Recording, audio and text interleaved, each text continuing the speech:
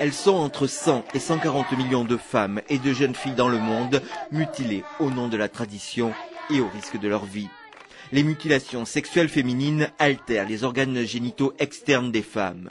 Les types d'intervention sont très divers, mais deux grandes pratiques les résument. L'excision avec ablation partielle ou totale du clitoris, des petites ou des grandes lèvres, et l'infibulation, la fermeture partielle de l'orifice vaginal. Réprouvées par la médecine, les mutilations génitales sont donc le fait de praticiens traditionnels, rendant encore plus périlleuse l'opération pour la santé des femmes.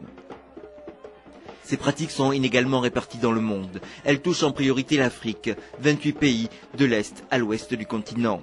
Elles touchent également le Moyen-Orient, Yémen, Syrie ou Arabie Saoudite par exemple. En Asie, les mutilations sexuelles sont présentes en Inde du Nord, en Malaisie et en Indonésie. On signale aussi des cas dans certaines communautés d'Amérique latine. Enfin, la pratique n'est pas absente des pays du Nord du fait des phénomènes migratoires. Une étude estime qu'environ 50 000 femmes vivant en France auraient subi des mutilations génitales. Les mutilations sexuelles féminines sont un usage très ancien. Au 5e siècle avant Jésus-Christ, Hérodote en rapporte la pratique chez les Égyptiens et les Éthiopiens de l'Antiquité. Aujourd'hui, les raisons avancées sont avant tout les convenances sociales, la tradition ou la religion. Toutes les religions d'ailleurs sont concernées sans fondement précis.